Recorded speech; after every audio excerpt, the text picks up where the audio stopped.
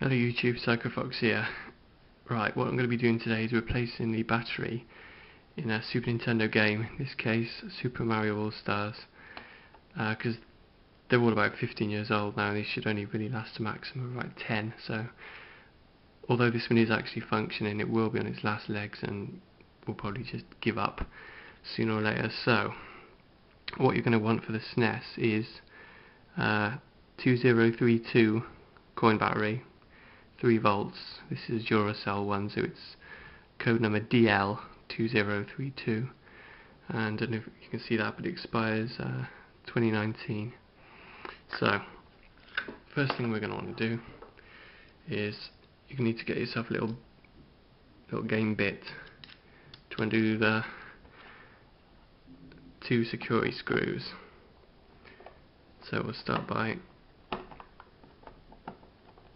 loosening them up and removing the 2 screws, putting them safely to one side.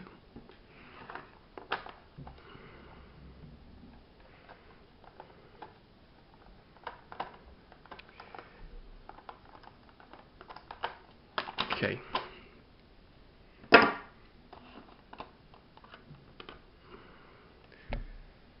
So there we've got the board exposed and the battery always faces the back. You can see the coin battery there. This is a Maxwell coin battery, so it's sort of pressed onto the battery with a bit of sort of a machine force on this little arm here. So what we're going to want to do is try and gently lever that off with a little screwdriver or something and leave these prongs relatively unbent. So I'll just start that now. Okay, so you can see I've got the battery out. It's left the arms a little bit mangled because it really does take a lot of force to get the little coin battery out. As you can see, it's sort of machine pressed in with two little sort of puncture marks in the battery there, and they really are quite strong. So that leaves us our 2 little arms. You want to sort of try and bend them back in a sort of reasonable condition, and we'll get our new coin battery out. And one interesting thing I found out is to get this back in within a reasonable time. I think the last one got it back in with about 5 minutes on a Super Mario Kart cartridge. It actually kept all my records, all my times, and all my cups I'd achieved. So taking the battery out does not wipe all your saved data. Sure, there's a time limit, but as long as you get it back in within, say, 10 minutes, you should be okay. So you want to have the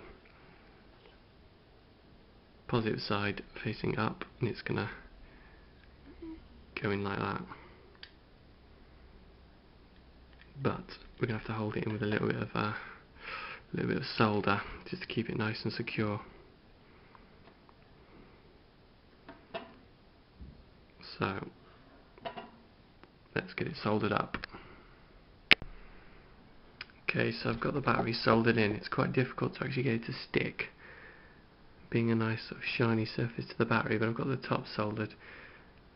The bottom, just because of the way it's sort of springing up, it's not sticking. I don't know if you can see that. But when the cartridge casings were reapplied, it holds it back against the negative connector on the bottom, so it shouldn't be a problem. But yeah, if you can, just try and get the top and bottom to stick.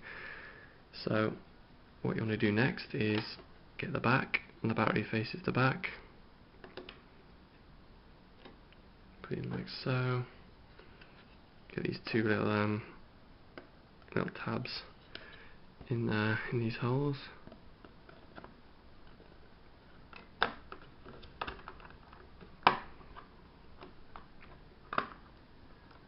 And this battery's putting up a bit of a fight because it's not lying quite flat. But there we go. And yeah, just put the security screws back in, and that should last you another good 10 years, probably a lot more. So thanks for watching.